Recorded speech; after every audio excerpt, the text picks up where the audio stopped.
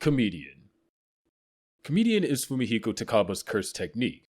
Takaba starts out as a failing comedian, just a normal guy who gets turned into a sorcerer because Kenjaku needs more players for the culling game. When he was a kid, he was cold and distant. Other kids avoided him because he really didn't know how to connect. So he started making jokes. And it worked. People laughed, got closer to him, and he finally made friends. That's what pushed him towards comedy in the first place. But growing up didn't make it easier. He struggles to find partners to perform with, and his career never really takes off. Before his awakening, he's performing at a comedy club where he finishes his set to a bored crowd that barely reacts. Then he goes backstage, and his manager tears into him for how bad the show was. He tells him to quit comedy or to do something else. He takes it hard, and it messes with him. Then the culling game happens, and he gets thrown into the worst situation possible. During the chaos, Megumi Fushiguro gets cornered by Reggie Star and Iori Hazunoki. Takaba shows up at the last second and steps in to protect him. He even taunts Reggie and Hazunoki, calling them cowards for jumping a teenager together. Takaba's curse energy swells so much that Reggie and Hazunoki immediately go on guard. Then Takaba hits a dramatic pose and drops a word pun involving Wi-Fi. His joke falls flat, but that's just the opening act for what he's about to showcase. Comedian lets Takaba manipulate reality just by thinking something is funny. He just thinks something is funny and reality goes along with it.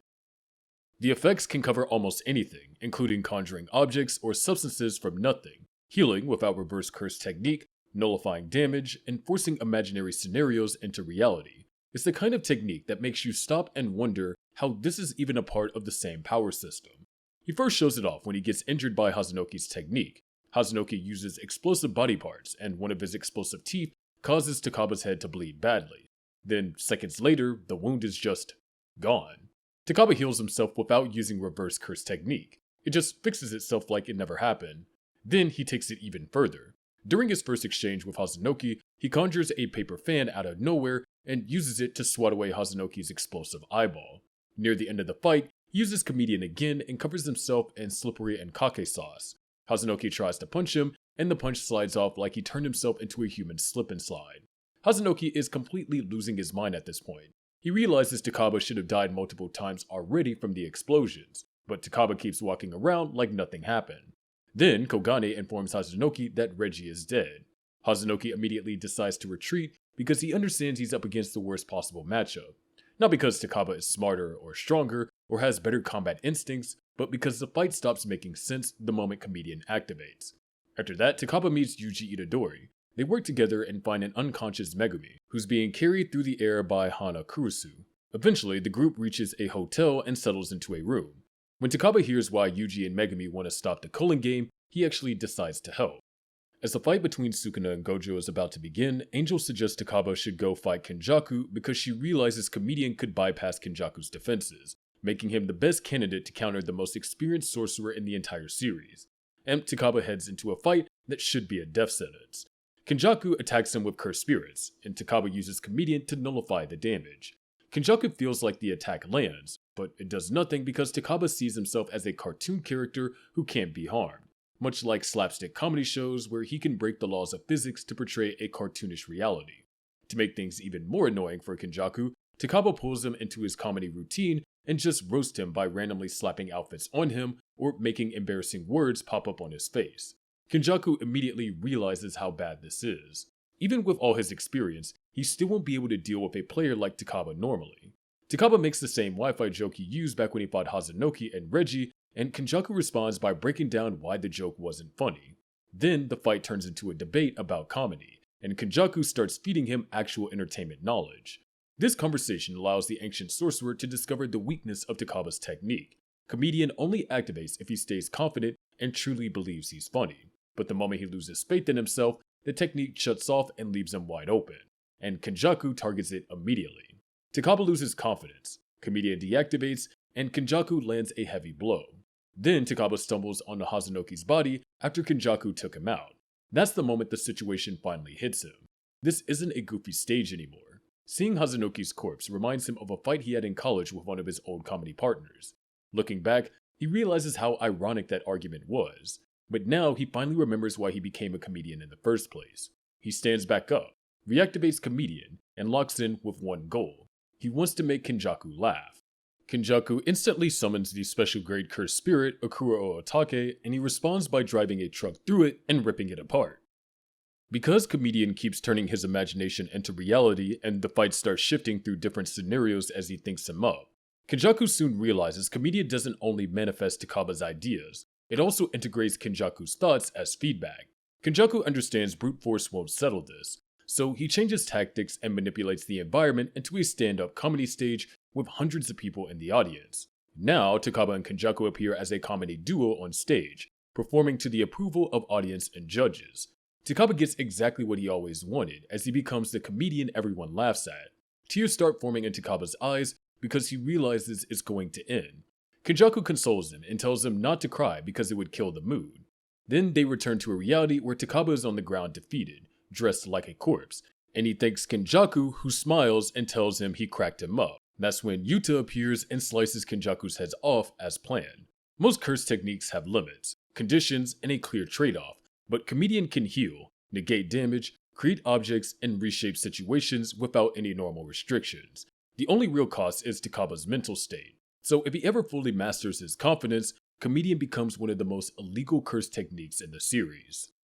Gamer Supps is an energy and nootropic formula designed to be a healthier, cheaper, and more effective beverage over energy drinks for gamers or the modern anime weeb on the go. Its blend of essential vitamins, caffeine, and nootropics provide a consistent boost with no jitters and no crash. It has 0 sugar, less than 1 carb, and less than 1 calorie per serving, so it's keto and diabetic safe. Plus, there's sugar-free options. I personally drink it all the time to be able to grind out these straight-to-the-point and informative videos for you guys, and they'll likely be the only sponsor you'll ever see on this channel. So help the channel stay mostly sponsor-free by clicking the link in our description, picking from the many tasty and uniquely named flavors on the website, and use our code ANIMEX at checkout to save 10% on your order. It would be a huge help for us. Also, pick yourself up a aesthetically interesting waifu cup while you're at it too. They're collectible. But anyway. Private Pure Love Train. Private Pure Love Train is Kenji Hakari's curse technique. Hakari is a third-year student from Tokyo Jujutsu High, currently suspended because he doesn't play well with authority. Instead of laying low, he runs the Pachinko Fight Club, an underground venue where sorcerers beat each other senseless for money. When Yuji and Megumi approach him for help with the culling game, he doesn't agree right away. He challenges Yuji to a fight and overwhelms him with ease. Yuji refuses to back down, keeps pushing forward, and that persistence flips a switch in him. He decides to help, but only if they help him too. With the aftermath of the Shibuya incident forcing changes in Jujutsu regulations, he wants to use the chaos to legalize his fight club. Megumi convinces him this is possible using his authority as the new head of the Zenin clan. With that settled, Hakari chooses to head straight into danger. He enters the Tokyo No. 2 colony, aiming to deal with Hajime Kashimo, the player with the most points and likely the strongest one there. Inside the barrier, Hakari ends up in an amusement park with a working Ferris wheel. There he meets Charles Bernard, an awakened player whose curse technique lets him see into the future of his opponent. Hakari's fight with Charles is where his innate technique fully comes into play. Hakari's curse technique is primarily applied through his domain expansion, Idle Death Gamble. The domain manifests a pachinko game themed around a fictional romance manga called Private Pure Love Train. Even outside the domain, he can summon parts of the game's visual effects, like shutter doors. Once Idle Death Gamble is activated, Hakari's goal is simple. He needs to hit a jackpot by lining up 3 matching symbols featuring the characters from the manga. If he succeeds, he wins a bonus round that completely breaks the rules of combat. The jackpot reward gives him unlimited curse energy and a fully automatic reverse curse technique for 4 minutes and 11 seconds. That time limit matches the length of the Private Pure Love Train theme song, Admiring You, which plays out loud during the entire bonus round. The important part is what unlimited curse energy actually means here. He has no restrictions at all. His body heals itself automatically where damage doesn't linger and wounds don't matter. For those 4 minutes and 11 seconds, Hakari is effectively unkillable, and that's only the start. To reach the jackpot, Hakari has to play through the pachinko game. The base chance of winning is 1 in 239. That sounds bad, but the domain bends over backwards to give them more chances. All the rules of the game are instantly transferred into the opponent's brain through the domain's sure hit effect. This doesn't hurt them, but it acts as a trade-off that allows the domain to activate absurdly fast, in under 0.2 seconds. That speed makes Idle Death Gamble extremely dangerous in domain clashes. The game begins in a neutral stage. During combat, Hakari can manifest 3 types of visual indicators. Shutter doors can be used to shield him or crush his enemies, while Pachinko balls function as offensive attacks by flicking them with extreme force. Consecutive effects act as defensive indicators that rewind sequences and undo damage. These indicators come up in green, red, and gold, with higher rarity increasing the chance of hitting a jackpot. Rainbow indicators, or triggering 4 consecutive effects in a row, guarantee a jackpot outright. Hakari can choose which indicators to attempt, but the outcome is still luck-based. As indicators appear, the game shifts into Richi mode, revealing 2 of the 3 symbols needed for a jackpot. From there, 1 of 4 Richi scenarios play out, each with different success rates. The final train Richi has over an 80% chance to hit. Each scenario changes the environment using scenes from the manga. One example is the transit card Richi, where the characters move through a train station and need to pass the gate on time. This scenario has low odds and usually fails without rare indicators. The opponent cannot interfere with these scenarios. They are forced to watch them unfold or defeat Hakari before they end. If Hakari fails to hit the jackpot, the stage resets and the number of remaining spins decreases. This loop continues until Hakari either wins or runs out of chances. On the first successful jackpot, the domain vanishes and the music starts. Hakari gains unlimited curse energy and automatic healing for the duration of the song. During this state, he can also receive random bonus bursts of curse energy on top of the infinite supply he already has. When the song ends, his curse energy returns to normal, while his curse technique is already replenished. That means he can immediately expand his domain again if he wants to. And here's where the technique really crosses the line. The conditions of each jackpot carry over into the next domain expansion. If Hakari lines up 3 odd numbers, the next game starts in increased probability mode. If he lines up even numbers, the game starts with faster spins. There's also hidden probability mode, which looks like faster spins but actually increases the jackpot chance. Against Charles, Hakari lines up 3 number 3s and instantly defeats him with a single kick during the bonus round. He then uses that same jackpot state to rescue Panda from Kashimo. During the fight with Kashimo, his infinite curse energy lets him tank lightning attacks head-on. Even when Kashimo lands clean hits, Hakari shrugs them off and counterattacks immediately. Kashimo severs his arm with lightning and he keeps fighting because he knows that it will heal automatically. Once the music ends and his curse energy drops, he immediately expands his domain again. Because he lined up odd numbers earlier, the game starts in increased probability mode. Kashimo realizes Hakari will likely keep hitting jackpots, but he also knows Hakari is vulnerable while the domain is active. In base form, Hakari gets outmatched by Kashimo's physical ability. To survive, he uses consecutive effects to rewind Budo exchanges and erase damage. The risk of failing consecutive effects increase on later domain uses, but Hakari pushes anyway. He enters Richi mode again, draws 2 6s, and triggers the potty emergency Richi. He and Kashimo even interact with the scenario together, which leads to another jackpot. The music starts again, and he returns to his unkillable state. Because this jackpot used even numbers, increased probability won't carry over next time. In the next round, he survives direct lightning strikes to the head. His automatic reverse curse technique heals his brain while he expels Kashimo's curse energy through his nose. With seconds left, his physical output spikes, and he overwhelms Kashimo in close combat. Just as the round ends, Kashimo lands a fatal lightning strike. He can't heal it in time, but he uses the last of his strength to expand his domain again. With no increased probability, Hakari should be back on the 1 in 239 odds, but Hakari immediately hits the jackpot on the first spin due to the hidden probability, so he heals instantly. Kashimo tries poisoning him with chlorine gas next, but Hakari's automatic reverse curse technique neutralizes toxins without him even thinking about it. With seconds left, Hakari chooses to finish the fight instead of retreating to cast the domain again.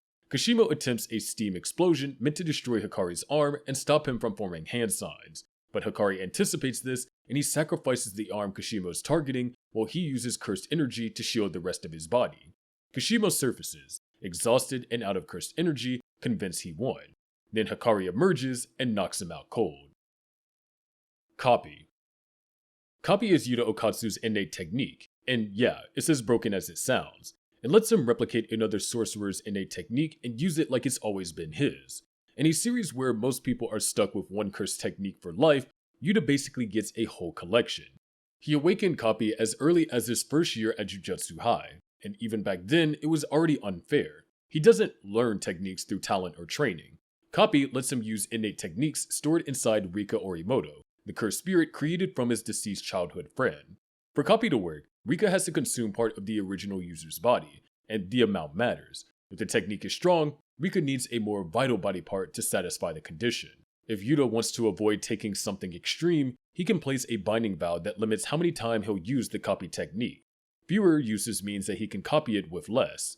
There's also a limitation when the target can use reverse curse technique. If the consumed body part gets regenerated, that body part loses its value and stops meeting the condition for copy. That means Yuta loses access to the technique since the copied payment no longer counts. Once Rika consumes the body part, the curse technique is stored inside her. Initially, Yuta can only access those stored techniques when Rika is fully manifested. That storage part is important because if you try to keep multiple techniques in his own brain, it would overload him. Rika basically acts like an external hard drive for cursed techniques, and when he accesses a technique, he doesn't get a watered down version. He can use the full ability plus any extension techniques that come with it. He can swap tools depending on the situation, which makes him unpredictable in a way most sorcerers can't handle. If you fight someone like Nanami, you know what kind of threat you're dealing with. If you fight someone like Megumi, you expect Shikigami and shadow tricks.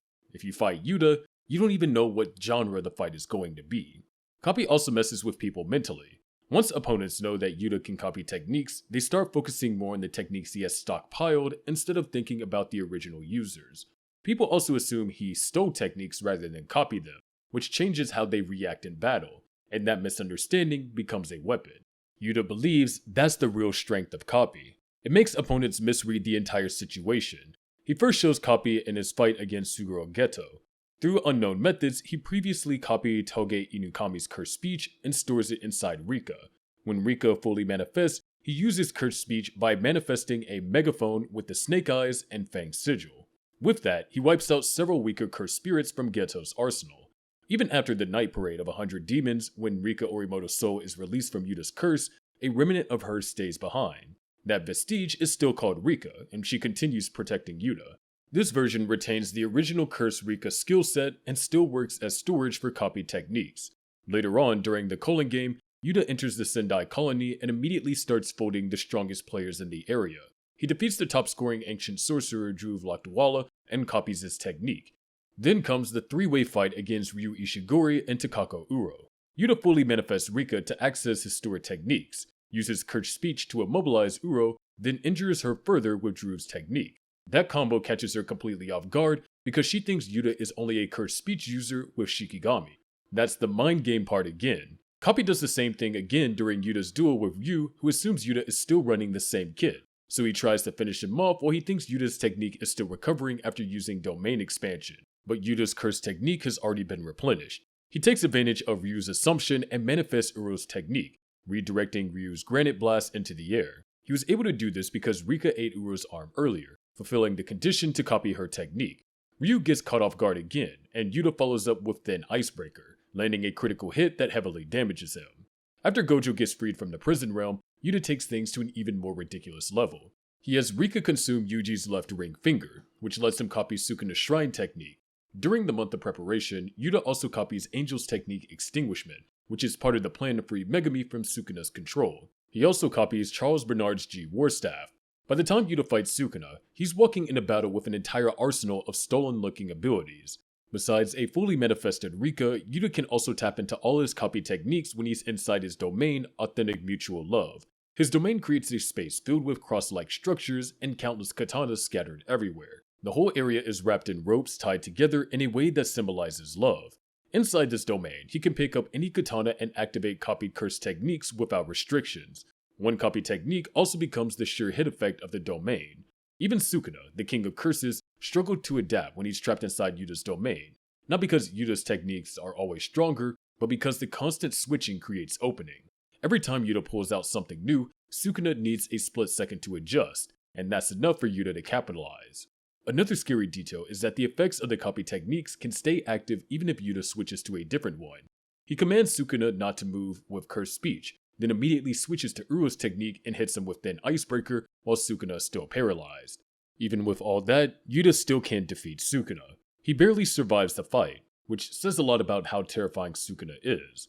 But Copy's potential doesn't stop at combat versatility. Yuta had a last resort plan in case Gojo lost to Sukuna and died. He wanted Rika to consume Kenjaku's body and copy Kenjaku's technique that lets him swap his brain into other bodies. If he could copy that, he could transplant his own brain into Gojo's body and bring his mentor back to fight Sukuna again. That plan actually happens.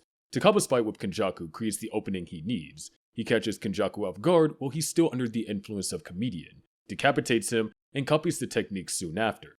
Later, after Sukuna cuts him in half, he uses the brain transplant technique with help from Shoko Ieri, Arata Nita, and Ren Amai. He later returns to the battlefield in Gojo's body to fight Sukuna once again. Long story short, Copy breaks the idea of identity in cursed techniques, which are supposed to be personal, rare, and tied to your birth. But Yuta turns them into inventory, and if he keeps stacking options as long as he's alive, the power ceiling stops being a ceiling and turns into an open sky. Sky Manipulation. Sky Manipulation is Takako Uro's cursed technique. Uro is a jujutsu sorcerer from 1,000 years ago who gets incarnated by Kenjaku for the Colon game. Back in her first life, she was the captain of the Sun, Moon, and Star Squad, a group of assassins tied to the Fujiwara clan. A man from that family gave her a name, then immediately turned around and betrayed her. He framed her for his own crime after killing another member of his clan, and Uro basically got sentenced to death because of it. So yeah, she didn't come back to the modern era in a great mood. Fast forward to the present day, Kenjaku incarnates her on the night of October 31st, 2018, and she enters the Colon game. By November 12th, she's already racked up 70 points in the Sendai colony, and her sky manipulation technique is a huge reason why, since it made her one of the 4 players stuck in that tense deadlock where nobody could easily wipe the others out.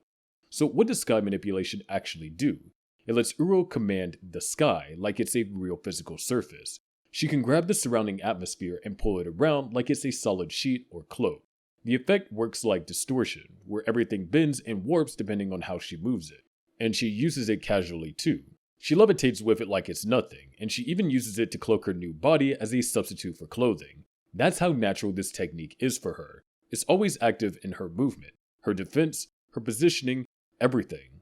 In a fight, sky manipulation turns her into a walking cheat code because her defense isn't about blocking attacks normally. She defends by distorting the shape of her opponent's attack. So instead of taking a hit head on, she twisted the space around it and makes it miss, bend, or lose its clean path. Most techniques rely on aiming, distance, and momentum. She basically reshapes the battlefield itself. Now, there is a limitation. The surface she controls can't directly crush her opponents. She shows all of this when she fights Yuta after he finishes dealing with Drew and seemingly exercises Kuro Urushi. She then jumps in immediately, and her opening attack blasts Yuta straight through the ground before he finally comes to a stop.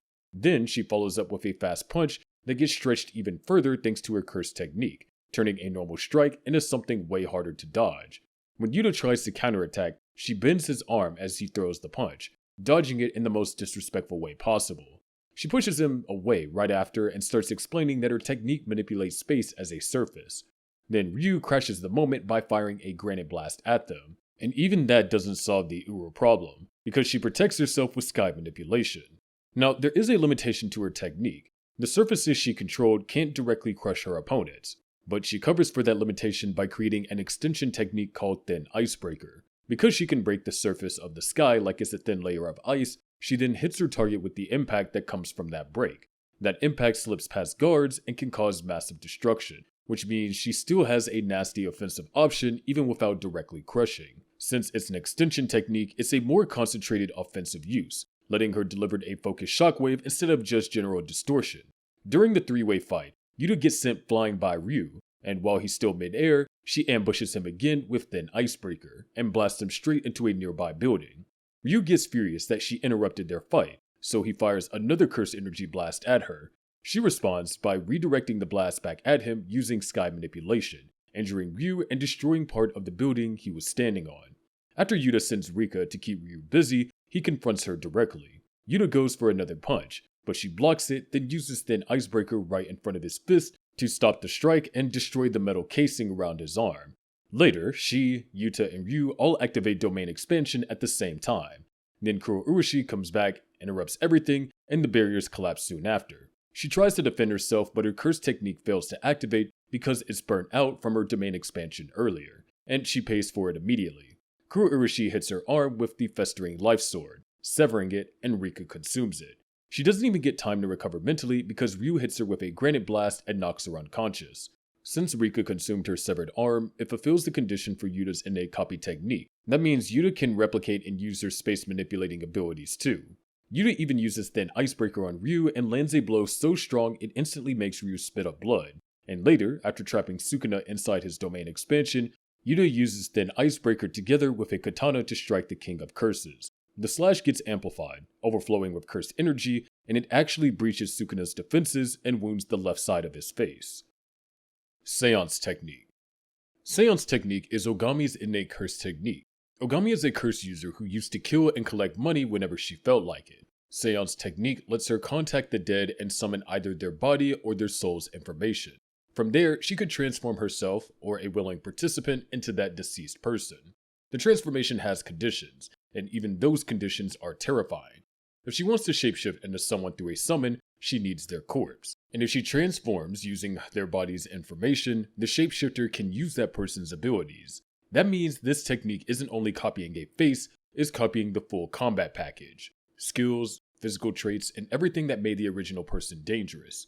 Even worse, the technique is designed to keep going properly. It's supposed to signal its own end once the shapeshifter's cursed energy runs out, and it can continue even if the original caster dies.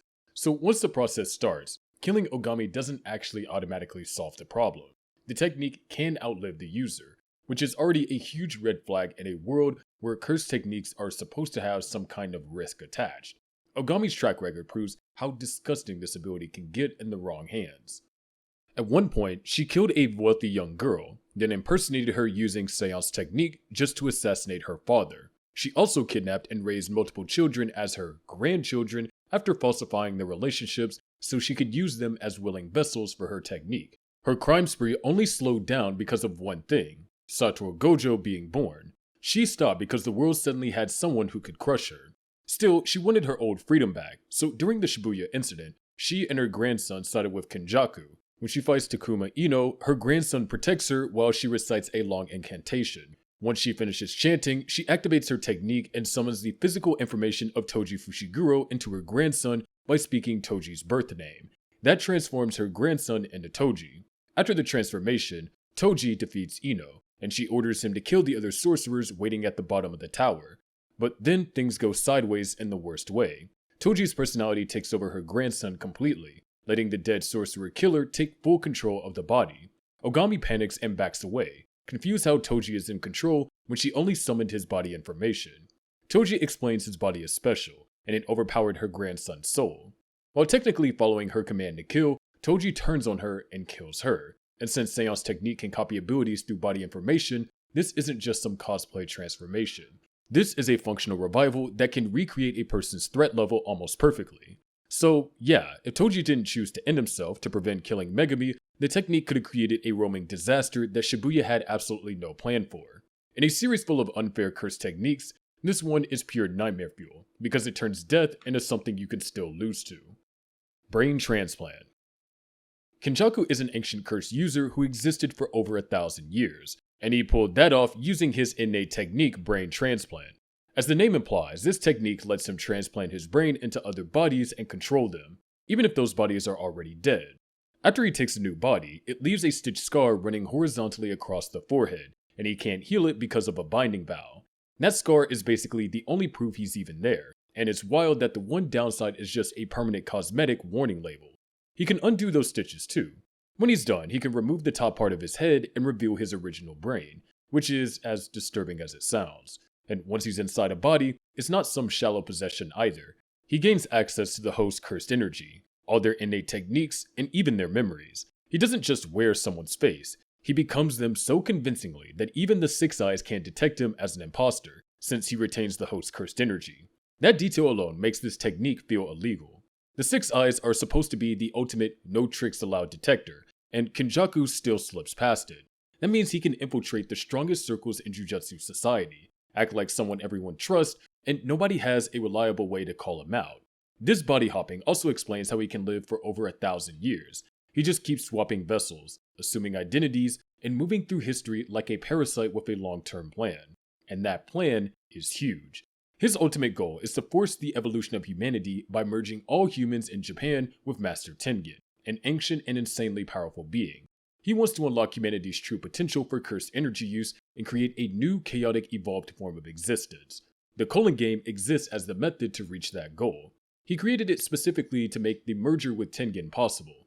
Across generations, he recruited sorcerers from different time periods and offered them participation as a second chance at life. For a lot of them, it's the perfect deal, since they get reborn into a killing game where they can thrive as bloodthirsty warriors. Kenjaku also has a skill nobody else has. He's the only sorcerer who knows how to transform someone into a cursed object after death. That's how he stuck the Colon game with reincarnated fighters in the first place. About 400 years ago, Kenjaku transplanted his brain into an unknown person's body. Using that vessel, he made binding vows with past sorcerers to set up the Colon game, particularly Hajime Kashimo. At another point in the past, Kenjaku transplanted his brain into Noritoshi Kamo's body, and as Noritoshi, he ran some of the most horrifying experiments in the series. He experimented with fusing human flesh and curses, which resulted in the death paintings. Then there's the most personal and messed up use of this technique. He transplanted his brain into the body of Kaori, Jin Itadori's partner. While posing as her, he used her body to mate and give birth to Yuji, who was created to serve as Sukuna's vessel for the Colon game.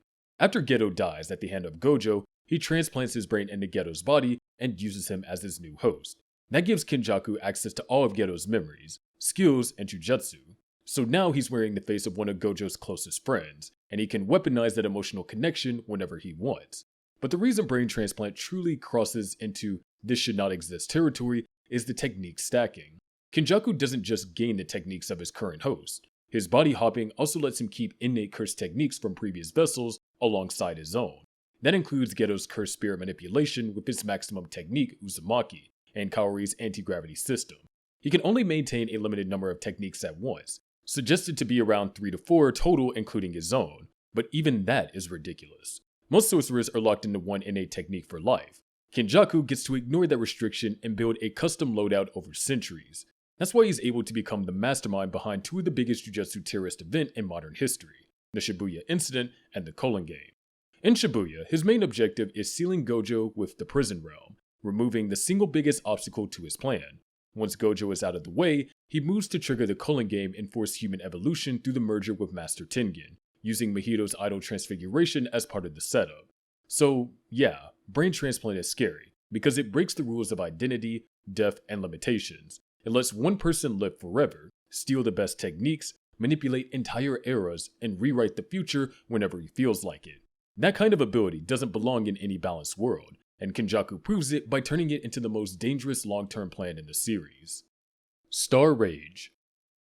Star Rage is Yuki Tsukumo's innate curse technique.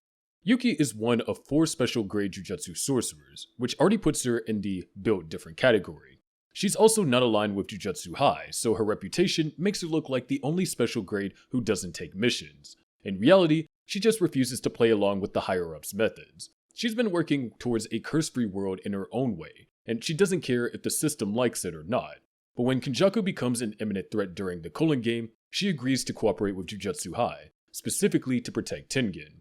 Even as an independent sorcerer who's hated the higher-ups, she recognized that Kenjaku's plan to force human evolution and absorb Tengen would destroy her goal of creating a world without curses. So she shows up, not because she suddenly changed sides, but because Kenjaku's plan is that dangerous.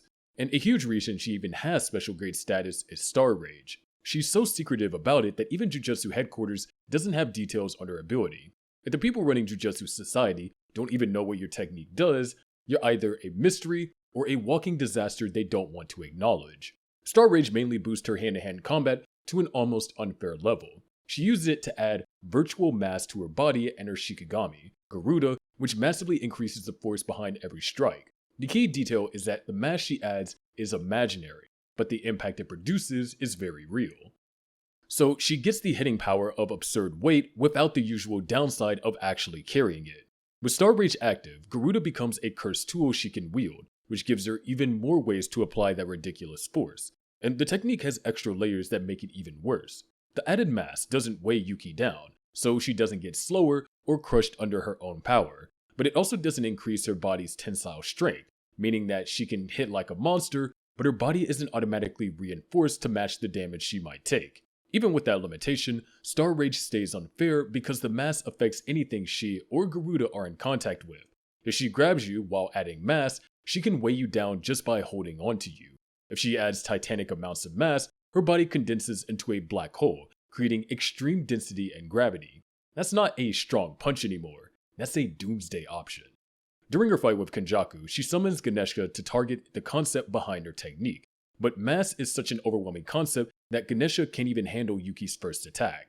Garuda folds into a ball, and she kicks it straight through Ganesha's head like it's nothing. She immediately follows through with a straight punch boosted by virtual mass. Her strike punches through the arms guarding Kenjaku's face and breaks them clean in half. The impact launches Kenjaku so far that he literally punctures the circular definition of the empty barrier they're fighting in. While Kenjaku heals, she confidently lays out how her technique works, because she knows she has the advantage as long as her body can keep up. But Star Rage starts showing its drawbacks once she gets injured. Her output gets severely dampened, and even though her body is badly damaged, the technique isn't enough to properly weigh Kenjaku down when Garuda wraps around him. Her physical attacks also can't bring him down anymore because her injured body can't push Star Rage to the level it needs. So she heals herself using reverse curse technique. The problem is that this makes Star Rage even more ineffective, and it lets Kenjaku escape Garuda completely. Once she's healed, she goes on the offensive again. She uses Garuda like a whip and tears apart the environment with several high-impact strikes. She corners Kenjaku fast, but he figures out the crucial weakness. Star Rage doesn't boost Yuki's durability. He takes advantage of that and fatally wounds her. Even after taking fatal damage, Yuki tries to drag Kenjaku down with her by continuously adding more and more virtual mass to herself until she turns into a black hole. That's her final attack, a last attempt to kill him no matter what it cost. Kenjaku survives anyway by using Kaori's anti-gravity system, which is honestly the only reason he doesn't get erased right there. Mythical Beast Amber. Mythical Beast Amber is Hajime Kashimo's innate technique. Kashimo is a sorcerer from 400 years ago, now reincarnated in the modern era inside a vessel Kenjaku prepared. He joins the Culling game as a player for one reason. He wants to find Sukuna and fight him because he just wants the strongest opponent possible. The moment he reincarnates, he enters the Culling game in Tokyo No. 2 Colony, and immediately start wiping out other players. In only 12 days, he kills at least 40 people and becomes the first player to reach 100 points. Later, he becomes the first person to add a new rule by spending 100 out of his accumulated 200 points. His curse energy naturally behaves like electricity, and that makes every basic punch feel like a trap. Even when he's just reinforcing his body, every hit comes with an electric shock that tears through defenses. Blocking doesn't save you, because the damage isn't only coming from the impact, it's also coming from the current ripping through whatever you thought would protect you. His real threat comes from how he manipulates charges. He can plant a positive charge on his opponent while keeping the negative charge on himself. Once the conditions are satisfied, he releases it and the lightning connects every time. No domain expansion needed. It's just guaranteed contact once he's ready. The only downside is that he needs time to recharge after using it, but most opponents don't even survive long enough for that weakness to matter. They're already done by the time they realize what's happening. Kashimo also fights with a staff that acts like a lightning rod, storing and directing his energy. It fits him perfectly, since it turns his cursed energy into something even more lethal. He mixes clean martial arts with raw strength, and when he needs to, he can snap limbs without slowing down. Everything about his fighting style is built to end fights fast, but even with all that, his deadliest weapon is still his innate technique. Once he activates Mythical Beast Amber, it reconstructs his flesh so he can manifest any phenomenon that electricity can create. The source is his cursed energy, but the result looks like he turns himself into a living electrical disaster. This technique can boost his agility by increasing the activity of the brain's electrical signals, making his movement speed spike hard. It also lets him produce sound waves that optimize and tune into the natural frequencies of substances, and he can release electromagnetic waves that vaporize irradiated objects. It's ridiculous because this isn't a single power-up. It multiplies deadly effects stacked together under one technique, all coming from the same electricity theme. And since it pushes the user past human limits, it can only be used once. After the technique ends, Kashimo's body crumbles and collapses. It's the ultimate trade. He gets a temporary form that breaks the rules, and in exchange, his body basically deletes itself afterward. Kashimo even confirms this limitation earlier when he tells Hakari that he didn't use his innate technique during their fight because he can only use it once, and he wanted to save it for Sukuna. After Sukuna defeats Gojo, Kashimo finally gets what he wants. He immediately faces Sukuna and uses technique release to activate Mythical Beast Amber early in the duel. As the technique reconstructs his body, his appearance gradually changes to match the different electricity-based phenomena he's manifesting. First, parts of his hair shape into horns, and electricity starts pouring from his eyes. With the agility boost from his brain's increased electrical activity, he blitzes Sukuna and lands a full combination of punches. He follows that with a thunderous roar that blasts Sukuna with a sonic wave. Then, the technique evolves again. His mouth gets reconstructed with fiery cursed energy, and that energy spreads up and wraps around his upper body. His hands transform into sharp claws, and now he can unleash electromagnetic waves as energy beams fire directly from his palms. Even with all these upgrades, Kashimo still keeps access to his signature lightning discharge, the one that guarantees a hit without needing a domain. So Sukuna isn't just dealing with new forms of damage, he's also still dealing with Kashimo's original "this will connect no matter what" attack. Kashimo even uses X-ray vision to analyze Sukuna's fully incarnated form, and the cursed energy reconstructs his face again, giving him 3 eyes. The technique keeps rewriting his body to match what he needs in the moment, like he's actively evolving mid-fight. Even with that insane performance boost, Sukuna's true form overpowers him. In the end, Mythical Beast Amber ends up as one of the most unfair one-time use curse techniques in the series. Basically, a self-destruct button that turns you into a walking natural disaster for a short period of time. Miracles. Miracles is Haruta Shigemo's innate technique. Haruta is a curse user who runs with Uraume and Kenjaku's faction of evil sorcerers. He's also a genuinely sadistic guy who enjoys tormenting anyone weaker than him. He even admits he's a coward, since he prefers bullying weak opponents instead of challenging strong ones. And the funniest part is, he's almost completely clueless about how his own curse technique even works. He's out here committing crimes with a technique that's quietly carrying his entire life. His technique is called Miracles, and it does exactly what the name suggests. It stores small everyday miracles, then releases them when his life is in danger to save him. These aren't huge supernatural events either, they're tiny moments of luck that happen in daily life, and the technique steals them from his memory and saves them for later. Something as basic as looking at a clock and seeing all the same digits count as one miracle. He doesn't even remember these moments because the technique erases them from his mind as payment. You can actually track how many miracles he has stored. The markings under his eyes show the count, and when the miracle gets used, those markings lose their color. So every time he survives something he shouldn't, it's because of one of those stored miracles just got cashed in. Haruta at least understands the basics, since he recognized that his technique saves him from would-be fatal hits, even though he doesn't fully understand the details. If he still has miracles stored, reality basically bends just enough to keep him alive. During the Shibuya incident, Uraume orders him to keep patrolling the curtain's perimeters and hunt anyone wearing a suit, and he agrees immediately. That job turns into a massacre, since non-combat sorcerers like assistant managers are easy prey for him. He slaughters them without effort, because he's exactly the kind of person who looks for defenseless targets. After patrolling for a while, he runs into Nobara Kugasaki and Akari Nita and overwhelms both of them. Once the two girls are incapacitated, he comments on how strong Nobara has gotten, then starts gloating about how strength doesn't guarantee a win, especially against his technique. With Akari unconscious, he starts torturing her, dragging it out just because he can while he keeps taunting Nobara. Nobara forces herself back up, and he prepares to attack again, but he's stopped the moment Nanami shows up. He goes after Nanami first, but he can't even injure him. Nanami punches him and sends him flying into a wall. He ends up stunned and bleeding, and he realizes that punch should have killed him if miracles didn't activate. He tries to run, but Nanami grabs him by the head and lands another hit to the stomach. Nanami asks if he killed the assistant managers, and he panics so hard he starts apologizing on the spot. After that, Nanami launches him into another building and knocks him out cold.